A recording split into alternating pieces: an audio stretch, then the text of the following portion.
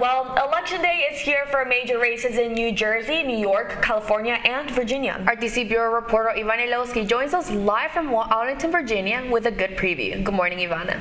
Good morning, and some are calling this a Trump-focused election season. With two of the major races happening here in Virginia, voters have already started to cast their ballots early this morning in person. But 2 million votes have already been casted in early votings, which sets a record for the state of Virginia in a non-presidential election. I think the thing that stands out the most about this in Virginia's race this year is this is a Trump election.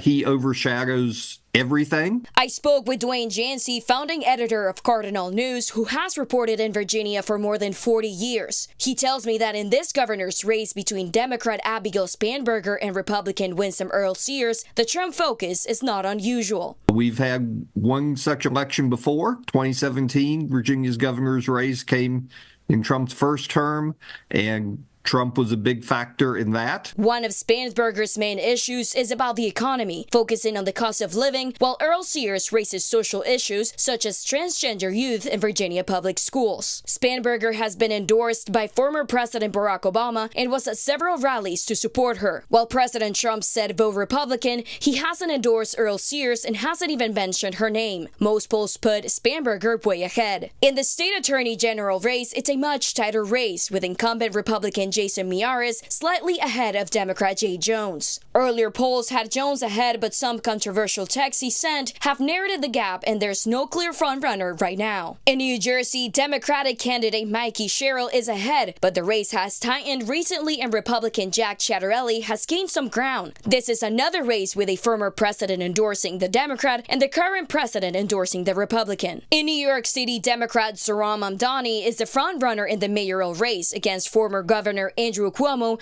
running as an independent, and Republican candidate Curtis Sliwa. Instead of supporting Sliwa, Trump endorsed Andrew Cuomo the day before the election, writing on Truth Social that Mamdani is a communist and to vote for Cuomo or else. President Trump has said if Mamdani wins, he will be reluctant to send federal funding to his hometown of New York City, even though it would be illegal for a president to do that. Over on the West Coast, California voters are deciding on a proposition to redraw congressional districts that could add up to 5 Democratic seats in the U.S. House. This in response to an effort by Texas Republicans to add 5 Republican congressional seats. Most polls show Proposition 50 will pass.